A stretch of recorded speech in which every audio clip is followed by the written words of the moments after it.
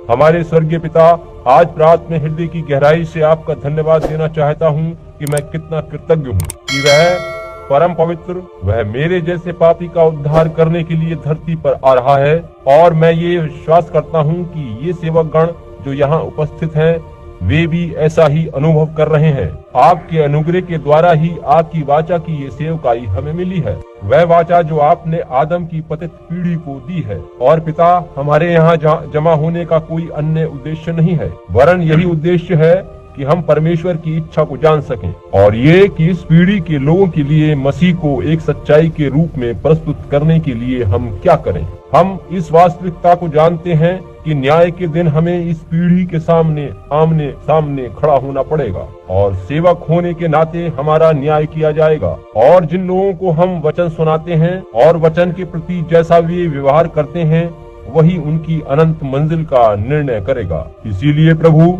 उस दिन हम इस पीढ़ी के लिए जिसको हम वचन प्रचार कर रहे हैं या इसके विरुद्ध न्याय करने के वाले के रूप में ठहरेंगे। पिता परमेश्वर, यीशु के नाम में हम विनती करते हैं कि हम एक शब्द भी गलत ना कह सकें, वरन हमारे हृदयों में वफादारी हो और हमारे दिमाग खुले रहें, ताकि हम आपकी बातों को ग्रहण कर सकें, ताकि हम आज के बाद अपने अपने कार्य क्षेत्र में वापस जा सकें और पहले से अधिक अच्छी प्रकार से आपके वचन से भरे हों, क्योंकि आज रात हमारी भेंट आपसे हो गई है। प्रभु, इस प्रार्थना को स्वीकार करें। पिता, आप आएं और हमसे बातचीत करें और हमारे कानों, जुबान व विचारों को अपने अधिकार में ले लें। होने दे कि मेरे हृदय का सारा चिंतन और मस्तिष्क के समस्त विचार और जो कुछ मुझ में और मेरे भाई बहनों में है, काश प्रभु वो तेरी दृष्टि में ग्रहण योग्य हो। हम तेरे पवित्र आत्मा और उपस्थिति से पूरी तरह से भर जाएं,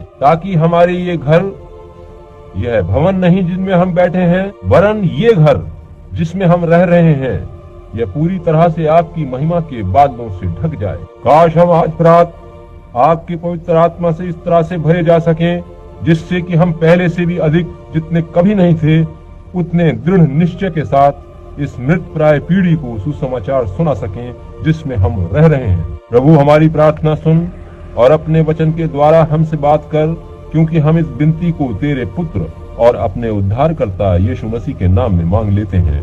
आमीन। आज रात मैं भजन संहिता 105 में से कुछ वचन पढ़ना चाहता हूँ। इसका बस मैं कुछ भाग पढ़ना चाहता हूँ। आप में से जो वचन को नियमित रूप से पढ़ते रहते हैं, मैं देख रहा हूँ कि आप में से बहुत से सेवक गण हैं और वचन को पढ़ते रहना उन बड़ी अच्छी बात है। और ये बताएं कि साधारणतया कितने बजे तक सभा होती है? क्या लगभग 12 बजे तक? क्या कहा जी? धन्यवाद। भजन संहिता 105। यहोवा का धन्यवाद करो, उससे प्रार्थना करो, देश देश के लोगों में उसके कामों का प्रचार करो, उसके लिए गीत गाओ, उसके लिए भजन गाओ, उसके सब आश्चर्य कर्मों पर ध्यान करो, उसके पवित्र नाम की बड़ाई करो। यहोवा के खोजियों का हृदय आनंदित हो। यहोवा और उसकी सामर्थ को खोजो, उसके दर्शन के लगातार खोजी बने रहो। उसके किए हुए आश्चर्य कर्म स्मरण करो, उसके चमत्कार व निर्णय स्मरण करो। हे उसके दास इब्राहिम के वंश, हे याकूब की संतान, तुम तो उसके चुने हुए हो। वही हमारा परमेश्वर यहोवा है, पृथ्वी भर में उसके निर्णय होते हैं। वह अपनी वाचा को सदा स्मरण रखता आया है। यह वही वचन है जो उसने 1000 पीढ़ियों के लिए ठहराया है। वही वाचा जो उसने इब्राहिम के साथ बांधी और उसके विषय में उसने इज़हाक से शपथ खाई, और उसी को उसने याकूब के लिए विधि करके और इज़राइल के लिए ये कहकर सदा की वाचा करके दृढ़ किया है कि मैं कनान देश को तुझी को दूंगा, वह बांट में तुम्हारा निज भाग होगा। उस समय तो वे गिनती में थोड़े थे, वरन बहुत ही थोड़े, और उस देश में परदेशी थे। वे एक जाति से दूसरी जाति में और एक राज्य से दूसरे राज्य में फिरते रहे, परंतु उसने किसी मनुष्य को उन पर अंधेर करने न दिया। और वह राजाओं को उनके निमित्त यह धमकी देता था कि मेरे अभिषिक्तों को मत छुओ और ना मेरे नबियों की हानि करो। प्रभु अपने वचन के पढ़े जाने पर आशीष दे। मैंने यहाँ कई हवाले लिख रखे हैं जिनका उल्लेख शायद मैं अभी वचन प्रचार करते समय करूंगा। आज मैं सोचता हूँ कि जाने कौन अगला राष्ट्रपति होगा। आप जानते हैं कि चुनाव होने वाले हैं। अगले सत्र के लिए कौन राष्ट्रपति चुना जाएगा? यदि मैं जानता भी तो क्या होता? केवल एक है जो जानता है और वह परमेश्वर है। उससे क्या होगा यदि मुझे परमेश्वर यह बता दे कि अगला राष्ट्रपति कौन होगा, और यदि मैं यहाँ फीनिक्स में खड़ा होकर ये भविष्यवाणी कर दूं कि अमुक व्यक्ति संयुक्त राज्य अमेरिका का अगला राष्ट्रपति होगा, और लोग उस बात को समाचार पत्रों में छाप दें और वह पूरी तरह से सच निकल भी जाए और वह एकदम ठीक निकले और वैसा ही जैसा मैं कहूँ हो जाए, मगर उससे भला क्या होगा? आखिरकार इससे क्या लाभ होगा यदि मैं ऐसा कर सकूं? समाचार पत्र इसको मशहूर कर देंगे, और यदि कोई ऐसी सच्ची भविष्यवाणी कर सके तो ये खबर बाहर दूसरे देशों में भी पहुंच जाएगी। सारी पत्रिकाएं व समाचार पत्र इस खबर को छापेंगे। मगर आप देखिए कि परमेश्वर इस प्रकार के काम नहीं करता। परमेश्वर अपने वरदानों और सामर्थ्य को मूर्खतापूर्ण कामों में खर्च नहीं करता। जो भी राष्ट्रपति बनने वाला है वही बनेगा, और इस बात को अभी से जान लेने से हमारा पाई भर भी भला न होगा। यह जानकर हमें जरा भी लाभ न होगा कि अगला राष्ट्रपति कौन बनेगा। अतः परमेश्वर इस प्रकार के काम नहीं करता, और अगर मैं ऐसी कोई भविष्यवाणी करूं और वैसा ही हो जाए और समाचार पत्र व पत्रिकाएं इस बात को फैला दें तो उससे मेरी महिमा होगी। लोग कहेंगे, देखो भाई ब्रैनम कितना बड़ा भविष्य दिखता है, इसने हमें बहुत पहले बता दिया था कि कौन राष्ट्रपति बनेगा। लेकिन ये सारी बातें मेरी अपनी महिमा के लिए होंगी, मगर परमेश्वर की दिलचस्पी ऐसी चीजों में नहीं है जिससे मेरी महिमा हो या किसी और मनुष्य की महिमा हो।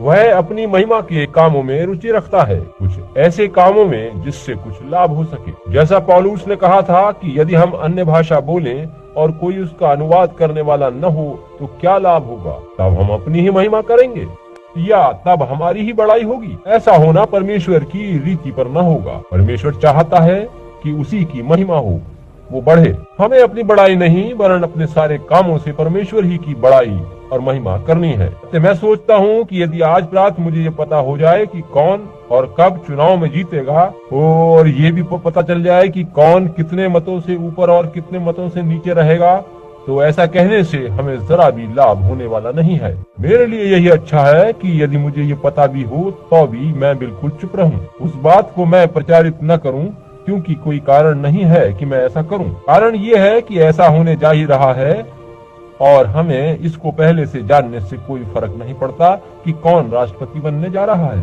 किंतु परमेश्वर जब अपने वरदानों का उपयोग करता है तो वह उन्हें अपनी महिमा के लिए ही करता है, और अपने लोगों और अपनी कलीसिया की महिमा के लिए वो करता है। मसीह की देह की बढ़ोतरी व परमेश्वर के राज्य की महिमा के लिए वह वरदानों का उपयोग करता है। इसीलिए वह इन वरदानों को अपनी कलीसिया में देता है। उसने शिक्षक, प्रचारक, भविष्यवाणी करने वाले और सेवक क्यों नियुक्त किए हैं? वे सब कलीसिया की बढ़ोतरी और परमेश्वर की महिमा के लिए हैं। नबी को बिलाम की तरह से दुनियादारी में लिप्त रहकर उसके वरदान पाने की कोशिश नहीं करनी है, और न ही उसे उसके माध्यम से कोई गड़बड़ी करनी है या धन कमाना है। यदि वो एक नबी है तो उससे आशा करी जाती है कि वो कलीसिया पर परमेश्वर को प्रकट करेगा और दुनिया की बातों से एकदम अलग रहेगा। यह सब परमेश्वर की महिमा के लिए है।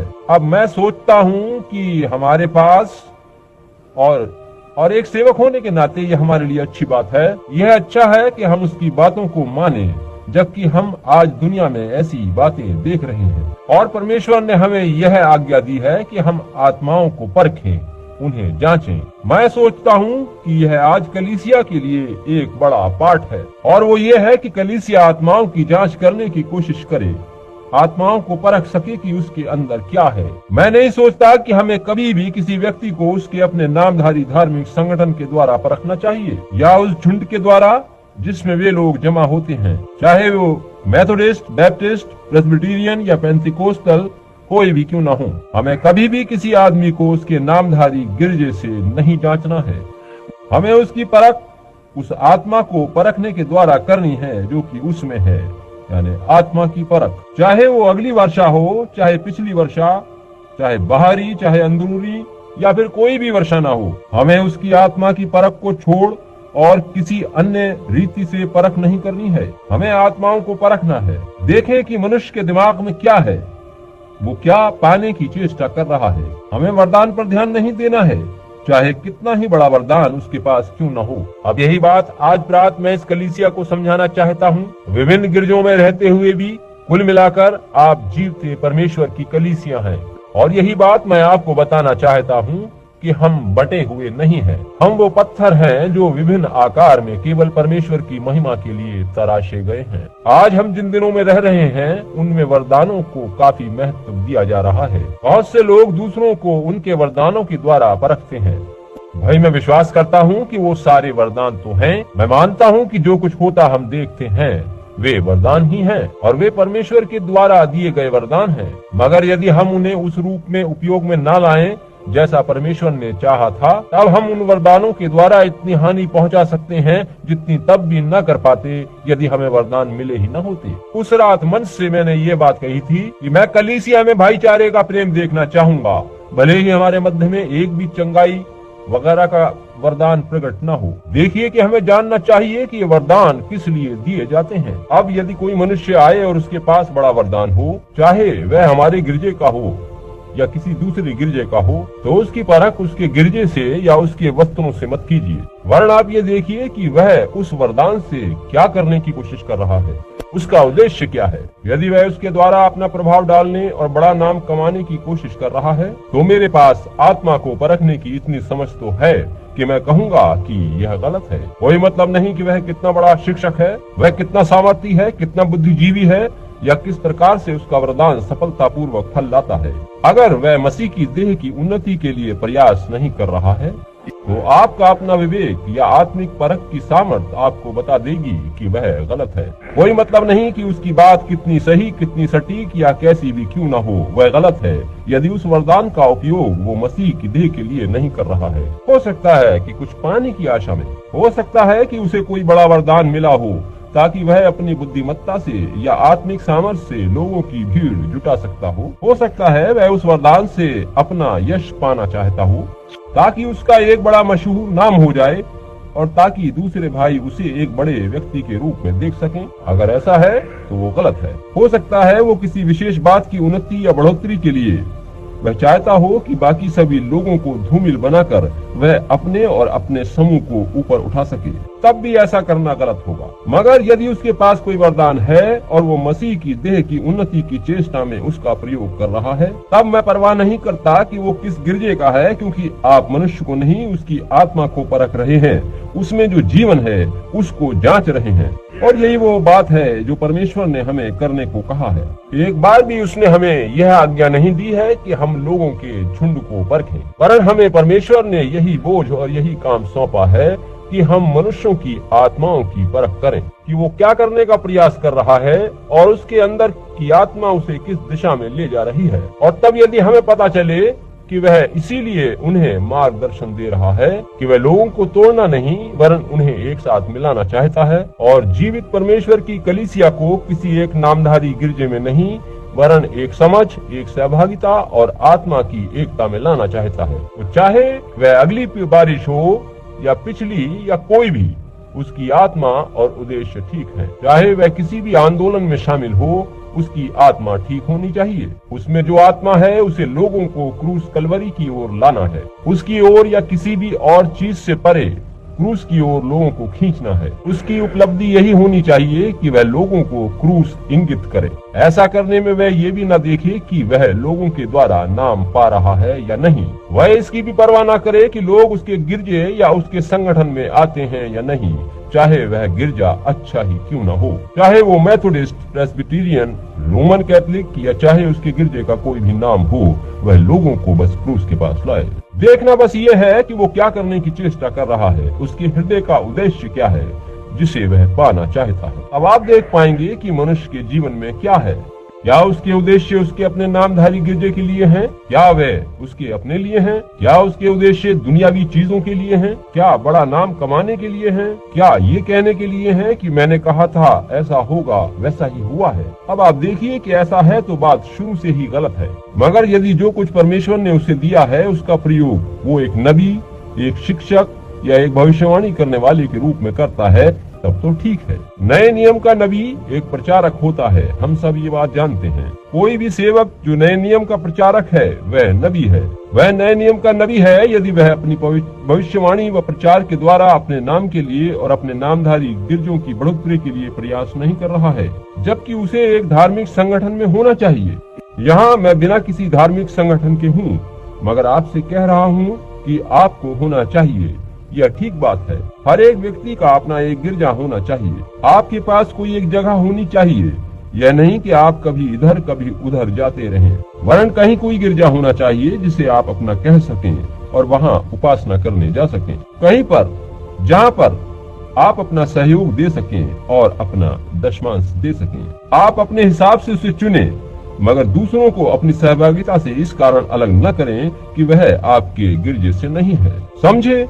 उसकी आत्मा को परख कर देखें कि क्या उसके दिल की इच्छा भी आप जैसी है। ऐसा है तो फिर एक दूसरे के साथ सहभागिता बनाए रखें। अब आप एक बड़े उद्देश्य की पूर्ति के लिए काम कर रहे हैं और वह मसीह की देह है, और मैं सोचता हूँ कि यह बात पूर्ण रूप से सच है। अब यदि हम पुराने नियम के नबियों के उद्देश्य व लक्ष्यों पर ध्यान दें तो पाएंगे कि उनका एक ही मकसद था और वह यीशु मसीह था। पुराने नियम का एकमात्र विषय यही था जो उन नबियों ने स्थापित किया था कि मसीहा आ रहा है। उन्होंने वे सारी बातें व कार्य अपने व धन के लिए नहीं किए थे। उनके साथ यह बात थी कि वे परमेश्वर के आत्मा से अभिषिक्त थे और उन्होंने आने वाले मसीहा के बारे में भविष्यवाणी करी थी, और वे पवित्र आत्मा से इस प्रकार से भरे हुए थे कि कभी कभी उन्होंने उस पवित्र आत्मा की तरह से व्यवहार किया जो उनमें वास करता था, और वे मसीह विषयक बातें अपने माध्यम से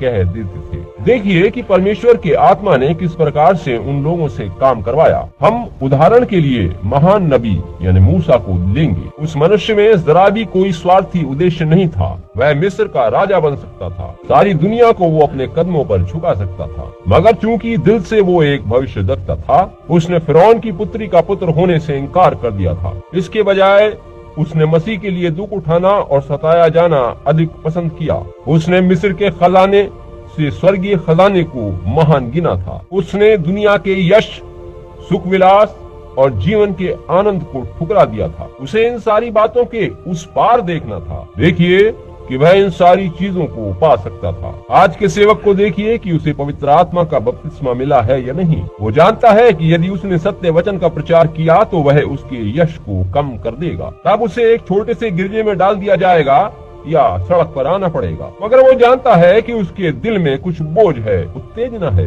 वह यीशु की आमद को देख रहा है। वो परवाह नहीं करता कि उसका गिरजा बड़ा है या छोटा। वो परवाह नहीं करता कि उसे आज का भोजन मिला है या नहीं मिलेगा। वो जरा भी परवाह नहीं करता कि उसके पास अच्छे वस्त्र हैं या नहीं है। वो सिर्फ एक बात पर ध्यान देता है कि उसके अंदर का जीवन कुछ पुकार रहा है। वो परमेश्वर की महिमा के लिए कुछ पाना चाहता है, और वह मनुष्य ऐसा करके वही जीवन जिएगा जो उसके अंदर पवित्र आत्मा का जीवन भरा है। आप मेरी बात समझ रहे हैं? वह उसी जीवन को दूसरों को देगा। मूसा को देखिए कि एक समय आया जब उसके पूरे जीवन से मसीह का आत्मा ही प्रकट हुआ, क्योंकि मसीह उसके अंदर था। मसीह मूसा में कुछ अंश के रूप में था। अब हम ध्यान दें कि वह कष्ट के दिनों में उत्पन्न हुआ था। वहाँ छोटे बच्चों को मारा जा रहा था ताकि मूसा को भी समाप्त किया जा सके, जैसा कि यीशु के जन्म के समय हुआ था। और हम पाते हैं कि जब इजरायली लोग इस प्रकार से अनाज्ञाकारी बन गए कि परमेश्वर उन पर अत्यंत क्रोधित हो उठा, और उसने मूसा से कहा कि तू इनसे अलग हो जा, मैं इन सब को नाश करूंगा और तेरे साथ रहूंगा और एक अन्य पीढ़ी उत्पन्न करूंगा। तब मूसा ने स्वयं को लोगों व परमेश्वर के न्याय के मध्य डालकर कहा था कि उनसे पहले तू मुझे नाश कर। दूसरे शब्दों में, उनको घात करने से पहले तुझे मुझे मारना होगा। ठीक ऐसा ही यीशु ने भी किया था। जब परमेश्वर मेरे और आप जैसे पापियों के कारण सारी धरती को ही नाश करने वाला था, तब यीशु ने स्वयं को उसके मध्य में खड़ा कर दिया। परमेश्वर तब वैसा नहीं कर सका। वो अपने ही पुत्र को नाश नहीं कर सकता था। जब परमेश्वर ने उसी आत्मा को मूसा में देखा जो न्याय के लिए मानो क्रूस पर टंगा था, जो कह रहा था कि तू उन्हें नाश नहीं कर सकता, पहले मुझे मार दे। मूसा में परमेश्वर की आत्मा को आप देख रहे हैं, जबकि मूसा मिस्र का राजा बन सकता था, जबकि उसे दुनिया का सारा सुख विलास और यश मिल सकता था, जबकि वह उस समय दुनिया का महान राजा बन सकता था, मगर उसने दुख उठाना और सताया जाना प्रिय जाना, क्योंकि उसने मसीह की खातिर निंदा सहने को मिस्र के खजाने से उत्तम जाना। आप देखिए कि उसने खुद को लोगों और न्याय के बीच में डाल दिया। क्यों? मूसा में परमेश्वर था जो ऐसा कर रहा था। साधारण रीत से सोचने वाला बौद्धिक मनुष्य कभी भी ऐसा नहीं करेगा। वो सरल मार्ग को चुनेगा। अतः परवाह नहीं कि मूसा कितना सनकी दिखाई दे रहा है। आप देखिए कि वो परमेश्वर का सच्चा नबी था जो उसके राज्य के लिए कुछ पाने का प्रयत्न कर रहा था। अपने भविष्यवाणी करने के बड़े वरदान के कारण वो एक बड़ा बुद्धिमान व्यक्ति बन सकता था। वो मिस्र में खड़ा होकर कह सकता था कि देखो मैं ऐसे ऐसे कह रहा हूँ, नबूवत कर रहा हूँ, और वैसा ही होता। वो दुनिया भर में बहुत मशहूर हो जाता। मगर उसके दिल में ऐसा कुछ नहीं था और ना ही हो सकता था। अतः यदि आप किसी व्यक्ति को उसके बड़े वरदान सहित देखें जो स्वयं को महिमा देने के लिए प्रयास कर रहा हो, आपकी अपनी आत्माओं को परखने की सामर्थ्य तब बता देगी कि वह सब गलत है। लेकिन मूसा परमेश्वर के लिए कुछ करना चाहता था जिससे प्रभु की महिमा हो। कोई अंतर नहीं कि वैसा करना कितना बुरा या भद्दा दिखाई दिया या उसके बारे में कितनी बातें बनाई गई। मूसा में बसे पवित्र आत्मा ने उसे ठीक अपने काम को करने की दिशा दिखाई।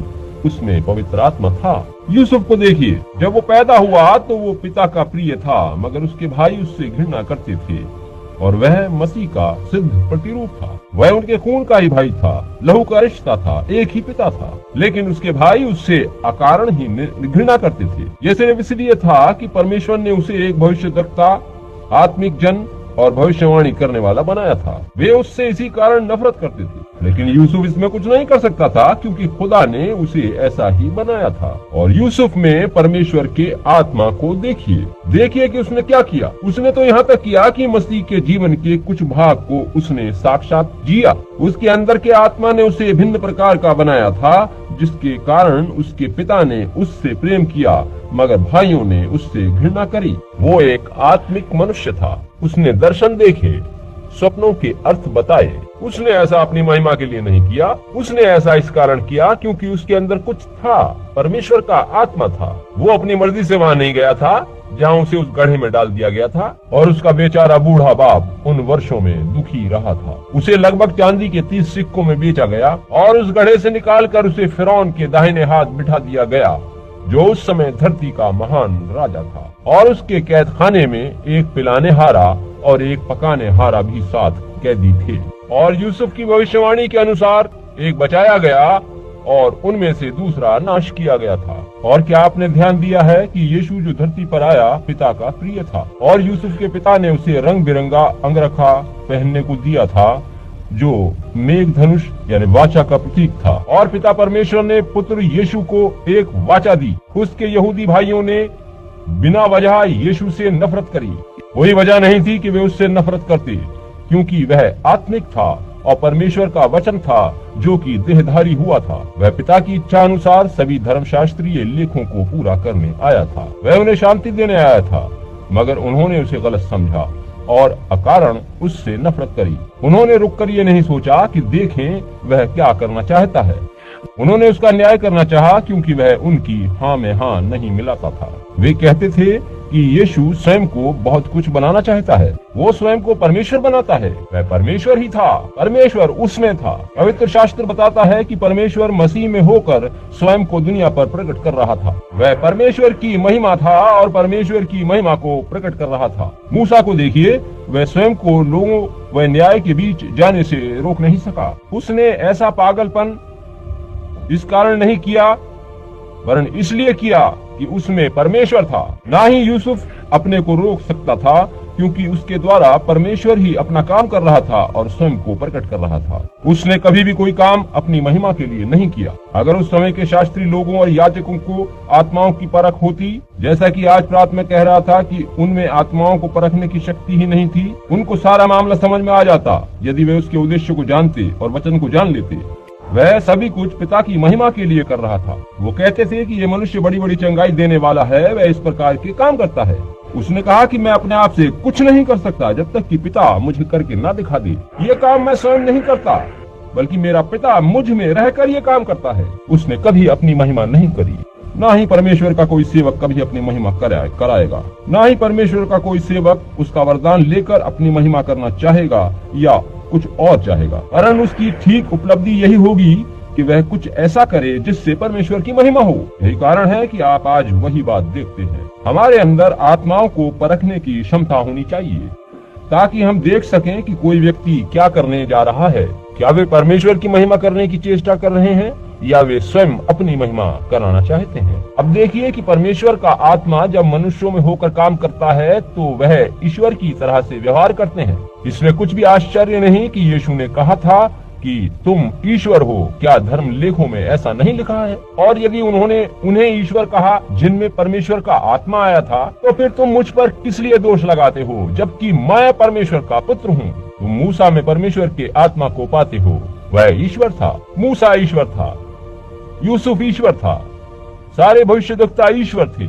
पवित्र शास्त्र बताता है कि वे ईश्वर थे। वे ईश्वर थे क्योंकि उन्होंने स्वयं को पूरी तरह से पवित्र आत्मा को समर्पित कर दिया था और वे पूर्ण रूप से परमेश्वर की महिमा के लिए काम करते थे। जब मनुष्य पवित्र आत्मा से इस प्रकार से भरा जाता है और इस तरह से अभिषिक्त किया जाता है, अब इस बात को अपनी बाईं ओर की 5वीं पसली में उतार लीजिए। जब एक मनुष्य परमेश्वर के आत्मा से अभिषिक्त होता है, तब उसकी आदतें, उसका व्यवहार और सभी कुछ ऐसा बन जाता है कि परमेश्वर उसमें होकर चल फिर रहा होता है। कभी कभी लोग उसे गलत समझ लेते हैं। भजन संहिता 22 में दाऊद को देखिए, उसने पुकारा, हे मेरे खुदा, हे मेरे खुदा, तूने मुझे क्यों छोड़ दिया? वह इस प्रकार से कह रहा था मानो दाऊद ही वह व्यक्ति हो।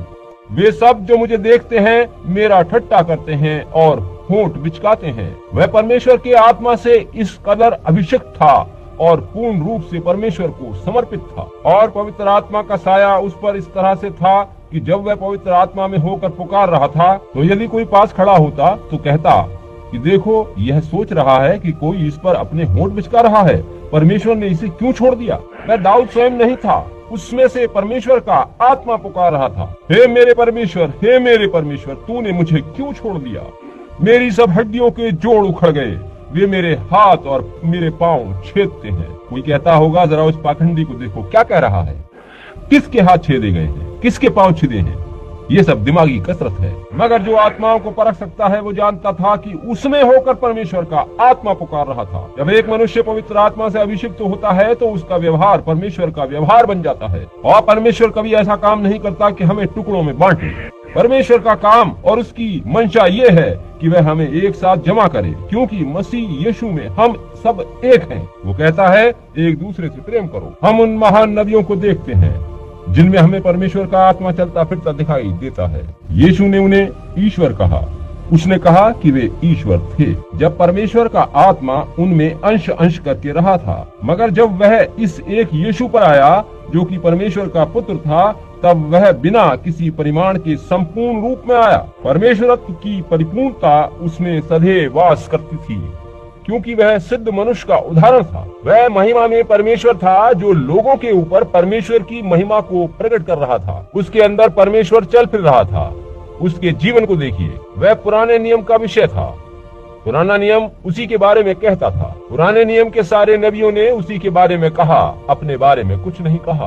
उन्होंने परमेश्वर के आत्मा में होकर इस प्रकार से पुकारा और परमेश्वर से दिखा व्यवहार किया कि उन्हें ईश्वर कहकर पुकारा गया। और फिर पवित्र आत्मा की पूर्णता यीशु मसीह में प्रकट हुई। दाऊद को देखिए, जब उसे इस्राएल के राजा के पद से हटा दिया गया था और उसके अपने लोगों ने उसे ठुकरा दिया था, तब वह यरूशलेम के उत्तर में स्थित जैतून के पहाड़ पर जाकर बैठ गया और यरूशलेम की ओर देखकर वो रोया था कि उसके अपनों ने उसे अस्वीकार कर दिया था। क्या था वो? मसीह का आत्मा था जो दाऊद के अंदर था। 500 वर्षों के बाद दाऊद की संतान, दाऊद का पुत्र यीशु पर्वत पर जाकर बैठा और एक ठुकराए हुए राजा के रूप में यरूशलेम की ओर देखकर पुकार उठा था, हे यरूशलेम, हे यरूशलेम, मैंने कितनी बार चाहा कि तुझे एक साथ जमा करूं, यानी तुम्हारे धार्मिक विभिन्न संगठन आदि को एक मंच पर ले आऊं। जैसे मुर्गी अपने चूजों को पंखों के तले छिपाती है, वैसा ही करूं, मगर तूने न चाहा। मैंने कितनी बार ऐसा करना चाहा है। अब देखिए कि वही आत्मा जो दाऊद में था,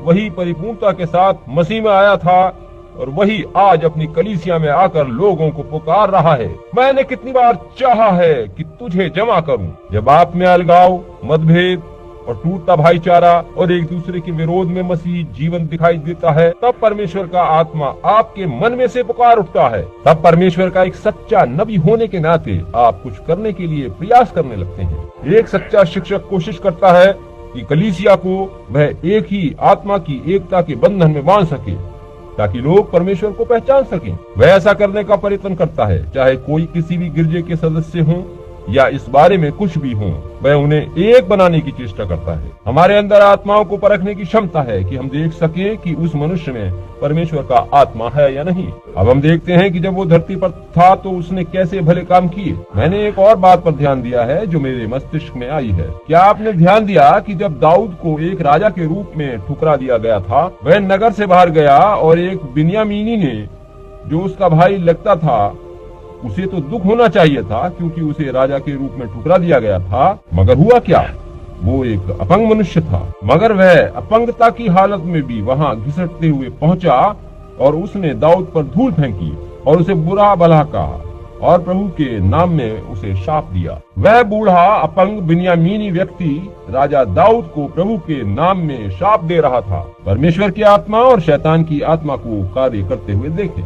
अब आप ध्यान दें कि वह लंगड़ा था।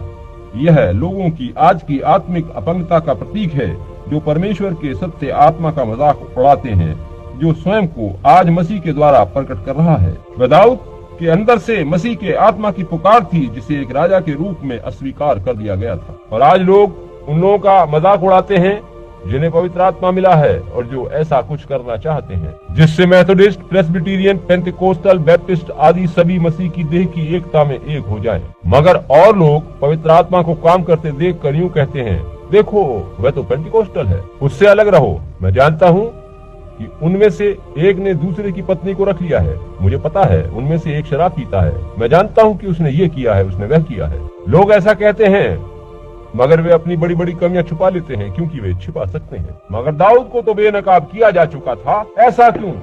उसमें तो मसीह का आत्मा था। उस सुरक्षा गार्ड ने कहा था कि मैं उसका सिर उतार लूंगा जो मेरे राजा की निंदा करेगा। दाऊद के भीतर मसीह के आत्मा की बात पर ध्यान दीजिए। उसे कहने दे, क्योंकि प्रभु ने उसे मुझे शाप देने को कहा है। क्या आप इस बात को समझ रहे हैं? उसे कुछ ना कहो, क्योंकि प्रभु ने उसे मेरे लिए शाप देने को कहा है। और इसके विपरीत आज हम ऐसी हालत में मुख के तान कर उस व्यक्ति से लड़ पड़ते हैं। हम कहते हैं उसका सिर उतार लो, हाँ उसे बाहर करो, वो हमारे गिरजे का सदस्य नहीं है, उसे रहने दो क्योंकि प्रभु ने उसे मुझे शाप देने को कहा है। वह लंगड़ा मनुष्य वहाँ आया और वह दाऊद पर धूल फेंक रहा था। आज मसीह की आत्मा के साथ वे लोग ऐसा ही कर रहे हैं। वे कहते हैं ये लोग तो पाखंडी हैं, ये लोग तो बस ऐसे ही हैं, इनमें कुछ भी विशेष बात नहीं है, वहाँ दिव्य चंगाई जैसी कोई बात नहीं है, स्वर्गदूतों, नबियों, भविष्यवाणी करने वालों जैसी कोई बात होती ही नहीं। वे लोग धूल फेंकते और कहते हैं कि आश्चर्य कर्म करने वाले दिन तो बीत गए, मगर हमें कहना है कि ऐसे लोगों को कुछ न कहो। मगर जब दाऊद दोबारा सामर्थी बना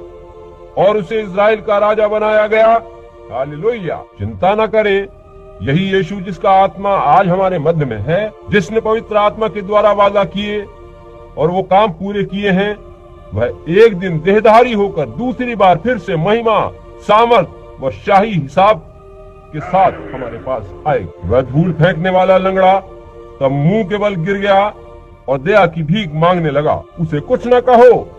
मसीह का आत्मा जो हमारे अंदर है यही कहता है, उसको अपने बीच में से निकालो मत। हमें याद रखना चाहिए कि ये सारी बातें तो घटित होनी ही है। हमें तो बस यही करना है कि आगे बढ़ते रहना है। परमेश्वर ने वादा किया है कि जो उससे प्रेम करते हैं उनके लिए सारी बातें मिलकर भलाई ही उत्पन्न करती हैं। हम आत्माओं की परख करते रहें और उद्देश्य को ठीक रखें। हम यहाँ परमेश्वर की सेवा करने के लिए हैं। हम में से प्रत्येक जन उसकी सहभागिता में बने रहने व उसकी सेवा करने के लिए है। यदि किसी मनुष्य का उद्देश्य ही गलत हो तो क्या होगा? अब हम पाते हैं कि परमेश्वर का आत्मा यीशु में था। पुराने नियम के सभी नबियों ने उसी के बारे में कहा था। उनमें जो पवित्र आत्मा का अंश था, उससे वे सच्चे भविष्यद्वक्ता अपनी नहीं वरन परमेश्वर की महिमा करते थे। सभी सच्चे नबी उसी को प्रकट करते और उसी के बारे में कहते रहे थे, और उन्होंने जो कुछ कहा था वो सभी मसीह में पूरा हुआ। इससे प्रकट हुआ कि उनके अंदर उसी का आत्मा था जो अब यीशु में परिपूर्णता के साथ सब कुछ पूरा कर रहा था। वो क्या था? परमेश्वर उनके द्वारा स्वयं अपने लिए कह रहा था। समझे, परमेश्वर उन नबियों के द्वारा स्वयं को प्रकट कर रहा था। हमें अपनी महिमा नहीं करनी है कि कौन अगला राष्ट्रपति होगा या कौन क्या होगा ये बताएं, और हम सिर पर मार कर कहें कि बता तुझे किसने मारा है, हम तुझ पर विश्वास ले आएंगे। ऐसा नहीं है।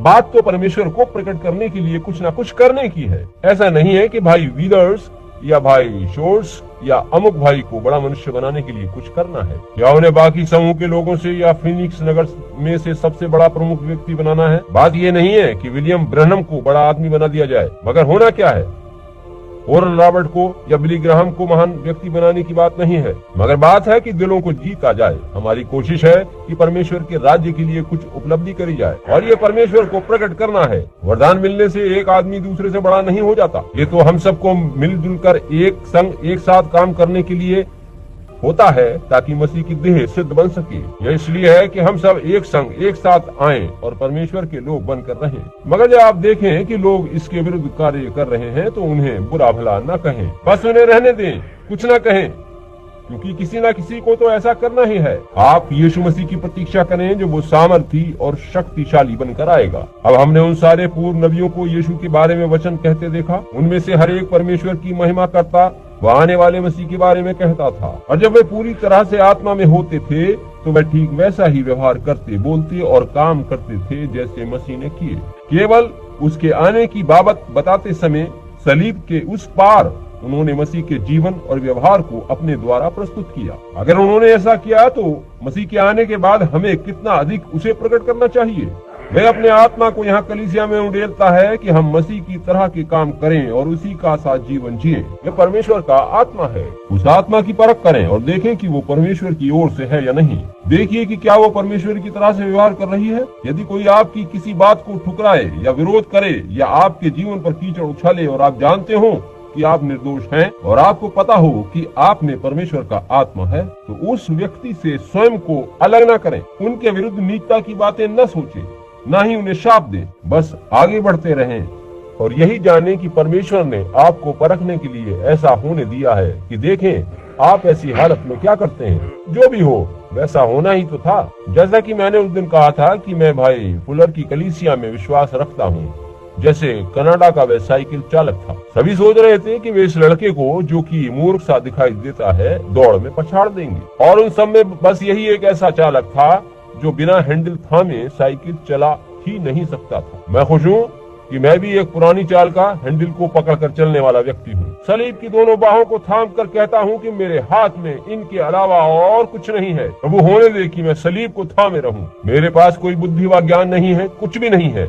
बस मुझे सलीब को थामे रहने दे और मैं आगे अपने पथ को देखता रहूं। और उस प्रतियोगिता में एक इमारत भर की दूरी साइकिल पर 12 इंच चौड़ी पट्टे पर साइकिल चलाकर पार करनी थी और $100 मूल्य की शिवन बाइसिकल इनाम में पानी थी। वे सारे बालक जो बिना हैंडल थामे भी साइकिल चला सकते थे, वे अपनी माँ के लिए दुकानों से सामान आदि लेकर आते थे और साइकिल के हैंडल को छूते तक नहीं थे। उनमें से कोई भी हैंडल थामकर साइकिल चलाने का अभ्यस्त नहीं था और उस दौड़ में वे एक एक करके गिरते चले गए। मगर इस पुरानी चाल के लड़के ने साइकिल का हैंडल थामकर उस दूरी को अंतिम छोर तक सफलतापूर्वक पार किया। उन्होंने उससे पूछा कि तूने ऐसा कैसे कर लिया? उसने कहा, साथियों, यही तो आप गलती कर गए। आप सभी मुझसे बेहतर चालक हैं, मगर आप यहाँ नीचे देख रहे थे और इससे आप घबराए और अपना संतुलन कायम रखने की कोशिश में आप गिर गए। मैंने तो इधर गहराई की ओर देखा तक नहीं, मैंने तो अंतिम सिरे को देखा और सावधानी सहित आगे चलता चला गया। यही तो है जो हमें करना है। छोटी छोटी बातों पर ध्यान न दें, इसने ऐसा किया, उसने वैसा किया। बस अंतिम छोर को देखें और सावधानी से आगे बढ़ते रहें। मसीह आ रहा है, बस अंत पर दृष्टि टिकाएं, सावधानी से चलते रहें। इस पर ध्यान न दें कि अभी क्या हो रहा है, इस पर ध्यान दें कि अंत के समय में क्या होने जा रहा है, जब हमें वहाँ खड़े होकर अपने जीवन का हिसाब देना पड़ेगा। दाऊद उस बिन्यामीनी को धूल फेंकते हुए देख रहा था, मगर उस पर कोई ध्यान नहीं दिया। उसने, वैसे भी वो लंगड़ा था, उसने उस पर कोई ध्यान नहीं दिया, जरा भी नहीं। उसने अपने सुरक्षा कर्मी को उसका सिर काटने नहीं दिया। उसने कहा, उसे कुछ ना कहो, रहने दो, परमेश्वर ने उसको मेरे लिए शाप देने भेजा है। क्योंकि दाऊद जानता था कि एक दिन वो फिर से सत्ता में आने वाला है, तब उस बिन्यामीनी को पता चलेगा। हाँ, ऐसा ही है, कलीसिया विजयी होकर उभरेगी। मुझे उसके बीमार बच्चों के लिए प्रार्थना करने को भेजा गया है, बस यही मैं कर सकता हूँ। वे कहाँ हैं और किस गिरजे के हैं, इससे मुझे कोई अंतर नहीं पड़ता। मैं उसके बीमार बच्चों को चंगाई देने की चेष्टा कर रहा हूँ। मैं उसके वरदान को उसकी महिमा के लिए प्रकट करने की कोशिश कर रहा हूँ। यही कारण है कि मैं किसी भी धार्मिक संगठन में से नहीं हूँ। अब याद रखिए, ये ठीक बात है। देखिए, ये बात मैं पहली बार नहीं कह रहा हूँ। मैं चाहता हूँ कि आप मेरे दृष्टिकोण को साफ तौर से समझ लें कि परमेश्वर के बच्चे मसीही लोग प्रत्येक गिरजे में हैं। उसने इस बारे में या मेरे ऐसा सोचने पर कभी मुझे रोका नहीं है। मुझे तो बस उन बच्चों के लिए प्रार्थना करने और ये सब काम करने और प्रभु परमेश्वर को प्रकट करने के लिए भेजा गया है। अब देखिए कि यीशु और इन भविष्यद्वक्ताओं ने जो कुछ भी कहा वह सत्य होना ही था, क्योंकि वह परमेश्वर की उस सामर्थ के द्वारा बोलते थे जो उनमें थी। परमेश्वर उनके द्वारा स्वयं अपने विषय में बोल रहा था, जो कि उसकी महिमा के आने के बारे में थी। राष्ट्रपति कौन होगा, कौन होने जा रहा है, क्या इस साल हमारे यहाँ काफी बारिश होगी, ऐसी बातों का कुछ भी अर्थ नहीं है। ऐसा कुछ होना चाहिए जिससे परमेश्वर की महिमा हो, जिससे कलीसिया मजबूत हो, जिससे परमेश्वर की सामर्थ प्रकट हो। ऐसा नहीं कि उससे आपका नाम ऊंचा हो, वरन परमेश्वर की महिमा प्रकट हो।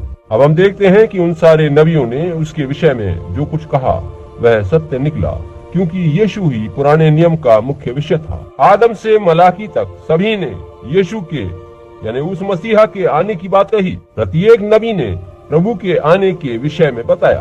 प्रत्येक भविष्यद्वक्ता ने इस बारे में अपना काम और अपने भाग का काम पूरा किया, जिसके लिए उसे परमेश्वर ने अभिषिक्त किया था। बस उतना ही वह उसके बारे में कह सकता था। अब काश हमारे पास इस बारे में बात करने के लिए और अधिक समय होता, मगर देखिए कि उन लोगों ने जो कुछ भी कहा सभी कुछ वैसे ही पूरा हुआ। यहाँ देखिए, आइए कुछ उन बातों को देखें जो नबियों ने कही थी। एक कुंवारी गर्भवती होगी और एक पुत्र जनेगी। ऐसा हुआ? यकीनन ऐसा ही हुआ। उसका नाम शांति का राजकुमार, इम्मैनुएल, सर्वशक्तिमान परमेश्वर और अनंत काल का पिता होगा। एकदम ठीक बात है, वह अनंत काल का पिता है। किसी मनुष्य को धरती पर अपना पिता न कहना, क्योंकि तुम्हारा एक ही पिता है, वो परमेश्वर है। ठीक है, आइए फिर से देखें। वो हमारे अपराधों के कारण घायल किया गया, वह हमारे अधर्म के कामों के हेतु कुचला गया। हमारी ही शांति के लिए उस पर ताड़ना पड़ी कि उसके कोड़े खाने से हम लोग चंगे हो जाएं। पिलातुस के न्यायालय भवन में हर कोई मनुष्य यीशु की पीठ पर कोड़े मार रहा था, और किसी ने भी यह नहीं सोचा कि पवित्र शास्त्र बताता है कि ऐसा ही किया जाएगा। उन लोगों को आत्माओं की परख नहीं थी, उन याजकों को भी नहीं जो कह रहे थे कि उससे दूर रहो, उससे अलग रहो। और सलीब पर जब वो टंगा था तो लोग अपने होंठ बिचका रहे थे और उल्टी सीधी बातें कह रहे थे। तभी उन्होंने उसे यह पुकारते सुना था, मेरे परमेश्वर तूने मुझे क्यों छोड़ दिया। उन लोगों में आत्मा को परखने की क्षमता नहीं थी। देखिए कि वे लोग उसके आत्मा को परख नहीं पाए। वह वही कह रहा था जो दाऊद ने भजन संहिता 22 में कहा था। उन्होंने अपने होंठ उस पर बिचकाए और नहीं जानते थे कि वे क्या कर रहे हैं। ठीक वैसे ही जैसे वे बिन्यामीनी दाऊद के साथ कर रहा था। देखिए कि उसने सोचा था कि दाऊद एकदम गलती पर है, क्योंकि राज्य संबंधी नीतियों पर वह उसके साथ सहमत नहीं था। वो नहीं जान सका था कि वह सब तो परमेश्वर का आत्मा दाऊद के अंदर होकर स्वयं कर रहा था। हमें आज मनुष्य की आत्माओं को परखना चाहिए कि वो क्या करने की चेष्टा कर रहा है, वो क्या हासिल करना चाहता है। ये नहीं देखना है कि वो किस संगठन से है या वह क्या है। ये नहीं देखना है कि वो श्याम वर्ण, श्वेत, पीले या किस प्रकार की चमड़ी का है। हमें देखना है कि वो क्या करने की चेष्टा कर रहा है, क्या पाना चाहता है, और ये कि परमेश्वर के राज्य के लिए वो क्या कर रहा है। चाहे उसके विचार हमारे विचारों से भी मेल हो तो अभी ठीक है, यदि उसका प्रयास परमेश्वर के राज्य के लिए कुछ करने का है। उस बात को उसके अंदर से परख कर देखिए। यदि वो स्वयं गलत है मगर दिल से सच्चा है, तो परमेश्वर उसे कुछ समय बाद सच्चाई पर ले आएगा। उसे करने दें, उसे कुछ न कहें, बस देखें कि वो क्या करने की कोशिश कर रहा है। अब हम यहाँ उसकी मृत्यु के बारे में यह तथ्य पाते हैं। जब वो क्रूस पर जान दे रहा था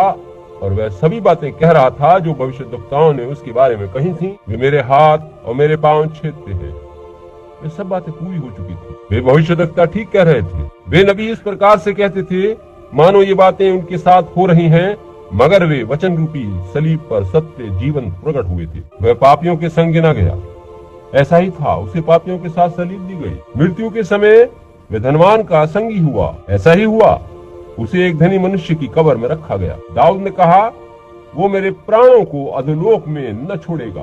दाऊद के द्वारा परमेश्वर का आत्मा बोल रहा था, वो मेरे प्राणों को अधोलोक में न जाने देगा और न ही अपने पवित्र भक्त को सड़ने देगा। दाऊद इस प्रकार से कह रहा था मानो वह पवित्र जन हो, मगर वो दाऊद नहीं था, उसमें परमेश्वर का आत्मा था जो पुकार रहा था। देखिए कि परमेश्वर का आत्मा एक मनुष्य में होकर पुकार रहा था। किसी ने कहा जरा उस पाखंडी को तो देखो, वे क्या कह रहा है। वो स्वयं नहीं कह रहा था, वरन परमेश्वर का आत्मा उसमें से पुकार रहा था। देखिए कि परमेश्वर का आत्मा स्वयं को प्रकट करता है। वो मेरे प्राणों को अधोलोक में न छोड़ेगा और न ही अपने प्रिय जन को सड़ने देगा। अब अंत में भाइयों, क्या मैं ये कह सकता हूँ कि हमारा समय समाप्ति पर है? अगर देखिए ये बात मैं इन लेखों के द्वारा कहना चाहता हूँ। देखिए कि एक मनुष्य यीशु के बारे में समस्त पुराने नियम का विषय बता रहा था। परमेश्वर की आत्मा से अभिषिक्त सभी पवित्र नबियों ने उसके बारे में जो कुछ भी कहा, यदि वह सब अक्षर ब अक्षर वैसे ही पूरा हुआ तो निश्चित रूप से वह महान व्यक्ति यीशु जो परमेश्वर का पुत्र कहलाता है, वो जानता है कि उसे नए नियम की कलीसिया को किस प्रकार से बनाना है। इस बात पर विश्वास नहीं करते, उसके पास अपनी योजना अपने विचार में है कि वह इस नए नियम के गिरजे को कैसे बनाएगा और कैसे स्थिर करेगा। सबसे पहले मैं आपका ध्यान मत्ती 16 अध्याय की ओर दिलाना चाहता हूँ, जहाँ पर यीशु मसीह अपने चेलों से बातचीत कर रहा है। उसने उनसे पूछा कि लोग मनुष्य के पुत्र को क्या कहते हैं, और उन्होंने कहा कुछ तो एलिया कहते हैं, कुछ तुझे कुछ और कहते हैं, और इसी प्रकार से उन्होंने अलग अलग बातें करी। उसने पूछा मगर तुम मुझे क्या कहते हो? तब पतरस ने कहा तू जीवते परमेश्वर का पुत्र मसीह है। उसने कहा योना के पुत्र शिमोन तू धन्य है, क्योंकि ये बात तुझे मांस और लहू ने नहीं वरन मेरे पिता ने जो स्वर्ग में है तुझ पर प्रकट करी है। और मैं तुझसे कहता हूँ कि तू शिमोन पतरस है, और इस चट्टान पर मैं अपनी कलीसिया बनाऊंगा और अधोलोक के फाटक उस पर प्रबल न होंगे। यहाँ पर कलीसिया या गिरजे के बनाने की बात कही गई है। अब बहुत ध्यान पूर्वक देखिए, और अगर मैं गलती पर हूँ तो परमेश्वर और आप मुझे क्षमा करें। अब देखिए कि कैथोलिक चर्च कहता है कि वहाँ एक पत्थर था। पतरस शब्द का अर्थ है पत्थर, और उस पत्थर पर उसने अपना गिरजा बनाया। अब हम जानते हैं कि ये बात गलत है, मगर प्रोटेस्टेंट लोगों ने कहा कि वो स्वयं अपने ऊपर अपना गिरजा बनाता है। मगर यदि आप ध्यान दें तो मैं इस बात से असहमत हूँ। वास्तव में ऐसा नहीं था। वास्तव में वह उसका अपना प्रकाशन था, आत्मिक प्रकाशन जो यीशु के बारे में था। देखिए, मांस और लहू यानी आप ये सब धार्मिक शिक्षण संस्थानों में नहीं सीख सकते, चाहे वे कितने भी अच्छे क्यों ना हो। ये किसी गिरजे के मत से नहीं सीख सकते, चाहे वे कितना भी अच्छा क्यों ना हो। वैसे ये ठीक है, मगर मांस और लहू ने ये बात तुझे नहीं बताई है। ये बुद्धिमत्ता नहीं है कि आपको कैसे भाषण देना है, या किस प्रकार से सिर झुकाना है, या इस धरती पर कैसे कोई बड़ा काम करना है। ये वो बात नहीं है। ये कोई बड़ा काम करना या बड़ी चीज बनाना नहीं है।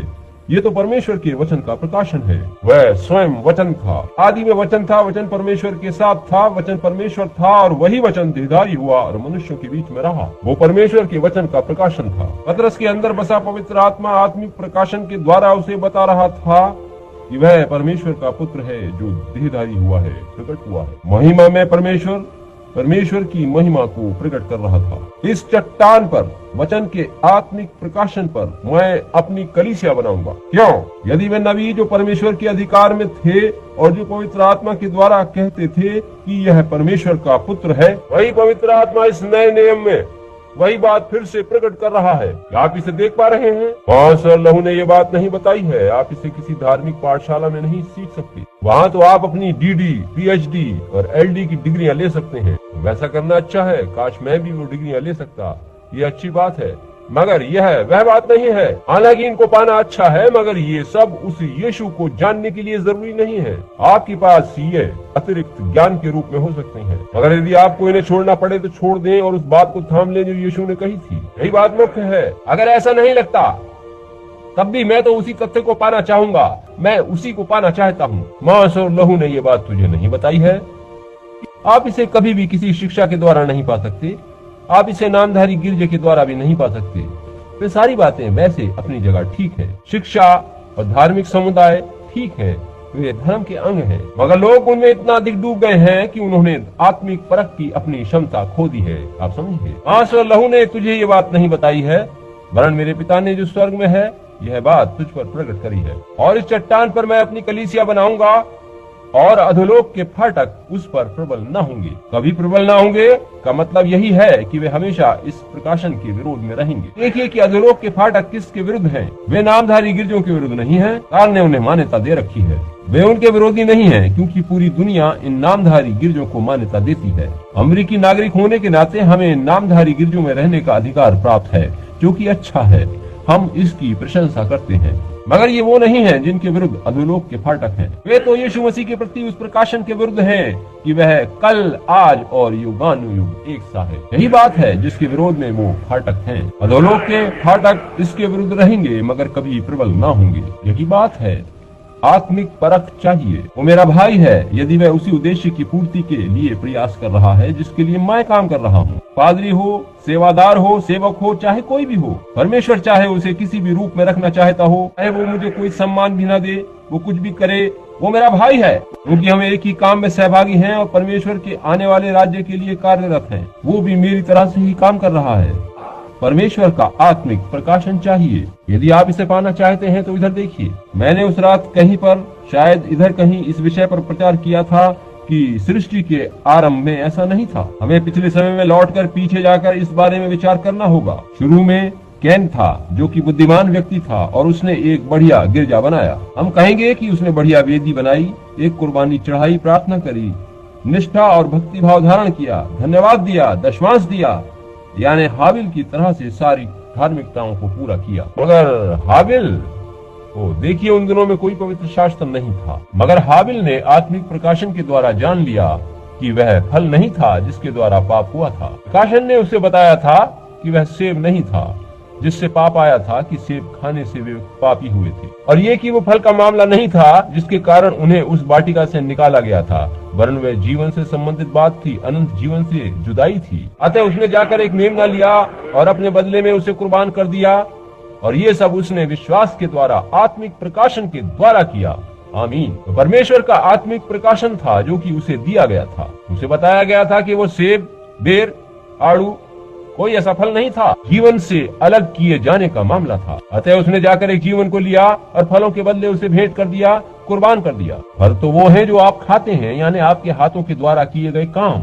आप वहाँ क्या कर रहे हैं? मैं जाकर ये बनाऊंगा, मैं जाकर वो चीज बनाऊंगा, ये वैसे तो अच्छी बात है। उसके पास भी वैसी ही वेदी थी जैसी दूसरे के पास थी, वह सब ठीक था, मगर खास बात तो वो सच्चाई थी जो आत्मिक प्रकाशन के द्वारा प्रकट करी गई थी, जिसे परमेश्वर के आत्मा ने प्रकट किया था।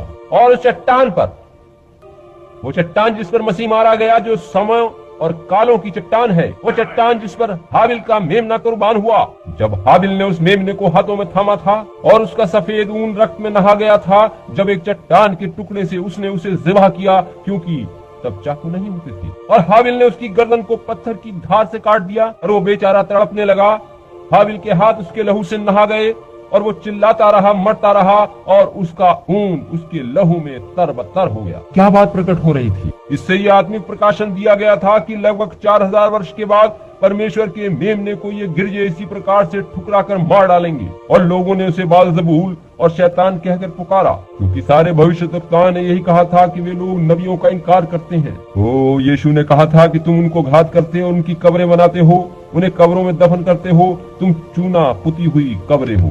उसने उनसे यही कहा था। बिना आत्मिक परख के वो नहीं जान सके थे कि यह परमेश्वर का मेमना है। वे नहीं जान सके थे कि उसे इसी तरह के काम करने और ऐसी ही बातें कहनी थी, क्योंकि वह परमेश्वर के वचन को पूरा कर रहा था। और आज पवित्र आत्मा से भरी हुई कलीसिया जो कुछ कर रही है, जिस रीति से वो काम कर रही है, वे परमेश्वर के वचन को ही पूरा कर रही है। हालेलुया। पेंतेकोस्त के दिन पतरस ने कहा था कि यह वही बात है। उसने कहा था कि ये प्रतिज्ञा तुम और तुम्हारी संतानों और उन सब दूर दूर के लोगों के लिए भी है जिन्हें हमारा प्रभु परमेश्वर अपने पास बुलाएगा। उन्हीं पवित्र आत्मा से प्रेरित नबियों ने ये कहा कि सांझ के समय उजियारा होगा, अगली और पिछली बारिश होगी। पिछली वर्षा आ पहुंची है और अगली वर्षा के आने का समय हो चुका है। वास्तव में दोनों बारिशें एक दूसरे में मिली जुली हैं और दोनों संग संग हो रही हैं। यीशु मसीह के जी उठने की सामर्थ्य से पवित्र आत्मा उंडेला जा रहा है। दोनों बातें साथ साथ हो रही हैं। परमेश्वर का अनुग्रह उंडेला जा रहा है।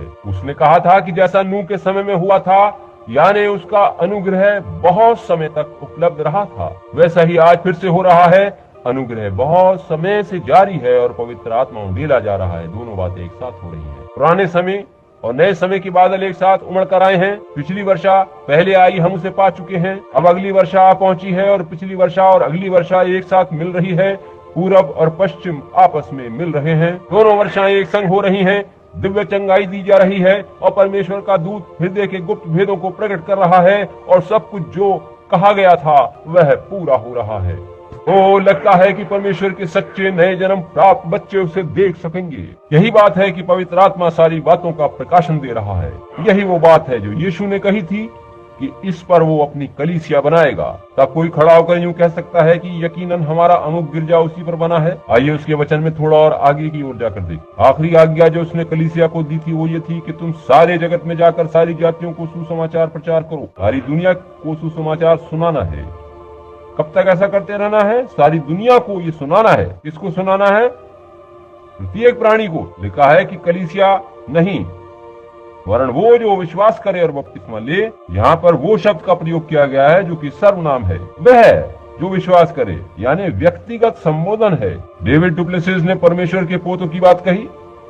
परमेश्वर के राज्य में उसके बच्चे होते हैं, पोते नहीं होते। ये कहना गलत है कि तुम्हारे पिता पेंतिकोस्टल थे और तुम इसी वजह से उस गिरजे में जा रहे हो कि वहां तुम्हारे पिता जाते थे और तुम वहां पवित्र आत्मा पाते हो और पोते के रूप में वहां लाए गए हो। यह मान्यता गलत है। परमेश्वर का व्यक्तिगत प्रकाशन आपको मिलना जरूरी है और बुद्धि के द्वारा कोई यीशु को मसीह नहीं कह सकता। कोई मनुष्य पापी होने का अनुभव करके, पश्चाताप करके अपने आप से यीशु को मसीह नहीं कह सकता। कोई भी यीशु को मसीह नहीं कह सकता जब तक पवित्र आत्मा के प्रकाशन के द्वारा उसको ये बात बताई न जाए। और इस चट्टान पर मैं अपनी कलीसिया बनाऊंगा और अधोलोक के फाटक उस पर प्रबल न होंगे। यही वो प्रकाशन है, वो सच्चाई है जिसके ऊपर वो अपनी कलीसिया बनाता है। पतरस ने क्या स्वयं वैसा कहा था?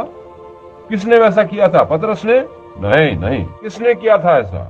यीशु ने कहा था कि परमेश्वर का प्रकाशन पवित्र आत्मा के द्वारा ये बातें तुमको बताएगा। थोड़ी देर में मैं तुम्हारे संग न रहूंगा, मगर पिता से प्रार्थना करूंगा कि वह अपनी शक्ति और सहायक तुम्हारे पास भेज देगा, जो सारी बातें तुम्हें याद दिलाएगा। क्या ये सच है?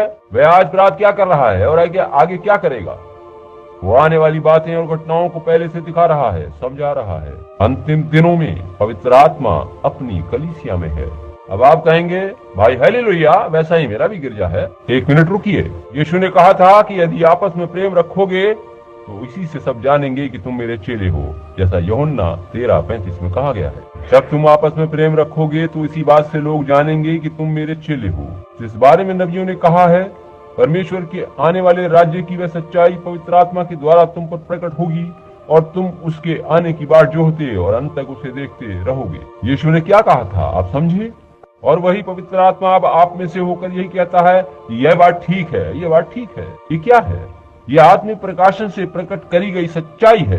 मैं अपने भाई से प्रेम रखता हूँ, चाहे वो किसी भी गिरजे में क्यों ना जाता हो, चाहे वह अगली पिछली किसी भी वर्षा से बिल्कुल भी प्रेरित न हो। जब तक वो मसीह की देह में शामिल है और परमेश्वर के लिए कुछ काम करने की चेष्टा कर रहा है या कर रहे हैं, ये नहीं कि अपने उद्देश्य की पूर्ति या स्वयं को धरती पर स्थापित करने के लिए प्रयासरत हैं, वरन उनका उद्देश्य परमेश्वर के राज्य और उसके आने की महिमा को प्रकट करना है और बताना है कि उसकी आमद शीघ्र होने वाली है। अब बात खत्म करने से पहले हम इस बारे में ये सोचना चाहते हैं, इस चट्टान पर मैं अपनी कलीसिया बनाऊंगा। ठीक बात है। और तब हम पाते हैं कि यूहन्ना 14:7 में उसने ऐसा कहा है, जो काम मैं करता हूँ वो तुम भी करोगे। जो काम मैं करता हूँ तुम भी करोगे। उसने कौन से काम किए जिनसे वो पहचाना जा सके? आपको पतरस के बारे में याद होगा, क्या नहीं? हम फिलिप्पुस और उस कुएं पर सामरी स्त्री के विषय में बात कर रहे थे। ये भविष्यवाणी करी गई थी कि यह चिन्ह अन्य जातियों को तब नहीं दिखाया गया था, वरन ये उनको अंतिम दिनों में दिखाया जाएगा, क्योंकि उसने कहा था कि जैसा सदोम के दिनों में था वैसा ही मनुष्य के पुत्र के आने के दिनों में भी होगा। इस प्रकार की रहस्यपूर्ण बातों में प्रकाशन छिपा हुआ है। बाहरी दुनिया इन बातों के बारे में कुछ नहीं जानती, मगर आप अमूल्य भाई, अमूल्य बहन, आप इन बातों को जान लेंगे। आप अंधेरों की संतान नहीं है, रात की संतान नहीं है, आप ज्योति की संतान हैं। आप ज्योति में चल रहे हैं, जिस प्रकार से वो स्वयं ज्योति में रहता है। और जबकि यीशु मसीह का लहू, परमेश्वर के पुत्र का लहू, हम सभी के पापों को धोकर हमें शुद्ध बनाता है, तो हम एक दूसरे की सहभागिता में रह रहे हैं। तभी हम परमेश्वर के सेवक कहे जा सकते। जैसे कि मैंने पवित्र शास्त्र में से संदर्भ दिया था, मरकुस 16। जी हाँ, मरकुस 16 में वो कहता है कि तुम सारे जगत में जाओ। यहाँ पर यह बताया गया है कि वह किस प्रकार की कलीसिया स्थापित करता है। कलीसिया के लिए यही अंतिम आज्ञा है। सारे जगत में जाकर सारी सृष्टि के लोगों को सुसमाचार प्रचार करो। जो विश्वास करे और बपतिस्मा ले उसी का उद्धार होगा, जो विश्वास न करेगा वो दोषी ठहराया जाएगा। अब इस आत्मिक बात पर ध्यान दीजिए। देखिए, कहा गया है कि जो विश्वास करे और बपतिस्मा ले। उसने ये नहीं कहा है कि किस प्रकार से बपतिस्मा लेना है, मगर हम इस बारे में हंगामा खड़ा करते हैं। एक और बात देखिए कि जो विश्वास करे और बपतिस्मा ले उसी का उद्धार होगा। वो कैसा, किस प्रकार का बपतिस्मा लेता है, ये उसी पर निर्भर करता है। मेरे भाई, यदि परमेश्वर के राज्य के लिए उसकी कुछ उपलब्धि हो जाती है तो ठीक है, हम एक ही आत्मा के चलाए आगे बढ़ते चले जा रहे हैं। अगर मैं गलती कर रहा हूं तो मेरी गलती प्रकट हो जाएगी। यदि आप गलती पर हैं तो आपकी गलती के अनुसार फल आएंगे। मगर हमारे हृदय, हमारे उद्देश्य और हमारी चेष्टाएं परमेश्वर के राज्य के निकट पहुंचने की हैं। हमारा यही मतलब है। हमारा इशारा कलवरी क्रूस की ओर ही है। मैं और मेरे अपने विचार अर्थहीन बातें हैं। मैं अपने भाई को झड़बेरी का बेर नहीं समझता, मगर हम सब आपस में भाई हैं, समझे। उन भाइयों में से किसी को भी मेरी तरह मछली पकड़ने या शिकार खेलने का शौक नहीं है, मगर हम आपस में भाई हैं। मेरे अपने विचार हैं, मगर वे विचार ये नहीं कहते कि दूसरा मेरा भाई नहीं है। उसके पिता मेरे पिता हैं, उसका परिवार मेरा परिवार है। ऐसा ही है। हमारे बुजुर्ग सभी एक दूसरे से भिन्न थे, मगर उनका पिता एक था। मगर मतभेदों ने ये किया कि उन्होंने अपने एक भाई को इसलिए ठुकराया क्योंकि वह आत्मिक मनुष्य था। क्या आप ये बात नहीं देख पा रहे हैं भाई? क्या आप समझ पा रहे हैं जो मैं कह रहा हूँ? मैं अपनी बात समाप्त करने जा रहा हूँ। सारे जगत में जाकर सारी सृष्टि के लोगों को सुसमाचार प्रचार करो। जो विश्वास करे और बपतिस्मा ले उसी का उद्धार होगा। और जो विश्वास करेंगे उनमें ये चिन्ह होंगे। वो मेरे नाम से दुष्ट आत्माओं को निकाल देंगे।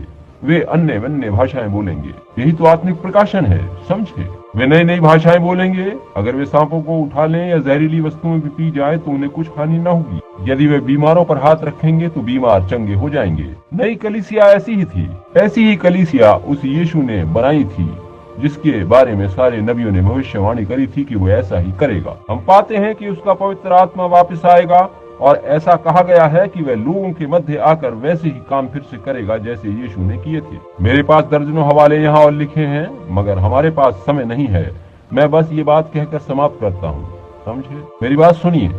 मैं ये बात कहकर खत्म करूंगा। प्रभु का प्रत्येक सत्य जन प्राप्त नबी, प्रचारक, संडे स्कूल शिक्षक, प्रेरित, भविष्यवाणी करने वाला, सेवादार, चाहे वो जो भी हो, उसका संपूर्ण मन एकदम स्थिर रहता है और वो परमेश्वर के आत्मा से परिपूर्ण अभिषिक्त बना रहता है। चाहे उसकी कोई भी सेवा हो, वो कुछ भी करता हो, वो पूरी तरह से पवित्र आत्मा से अभिषिक्त रहता है। चाहे वो वचन प्रचार करे, वचन सिखाए, दर्शन देखे, प्रेरिताई करे, वो सभी कुछ परमेश्वर के राज्य के लिए ही करता है। और पवित्र आत्मा उसी मनुष्य के माध्यम से तुरंत पुष्टि करता है कि ये सब परमेश्वर के राज्य के लिए ही है। अब चाहे मैं बैप्टिस्ट हूँ, आप पेंतकोस्टल हो, आप मेरे भाई ही हैं। आप बैप्टिस्ट चर्च के नहीं हैं, मैं था। यही एकमात्र गिरजा था, बैप्टिस्ट चर्च था, जिसका मैं कभी सदस्य रहा, मगर उससे मेरे मार्ग में कभी कोई बाधा नहीं पड़ी।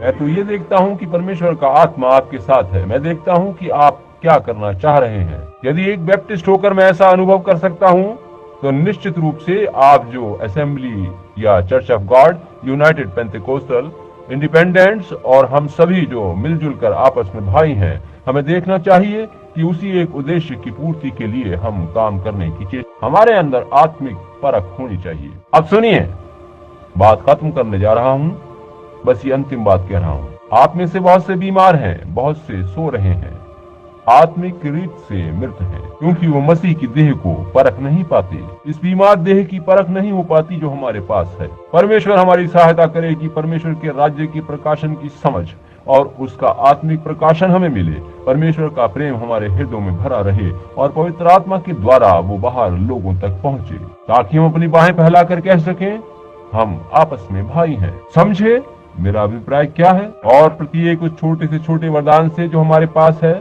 हम अपने लिए कुछ करने की कोशिश न करें, वरन उसका उपयोग परमेश्वर के राज्य के लिए करें। सभी को मसीह यीशु की खातिर ऊपर उठाएं, क्योंकि उसका आना निकट है। क्या आप इस बात पर विश्वास करते हैं? मैं क्षमा चाहता हूँ कि मैंने इतनी देर तक आपको बिठाए रखा। भाई डेविड कल यहाँ होंगे, वो आपको पवित्र शास्त्र सिखाएंगे। इस समय आप आइए, हम अपने सिरों को प्रार्थना में झुकाएं। परमेश्वर आपको आशीष दे, आपके सेवक को भी।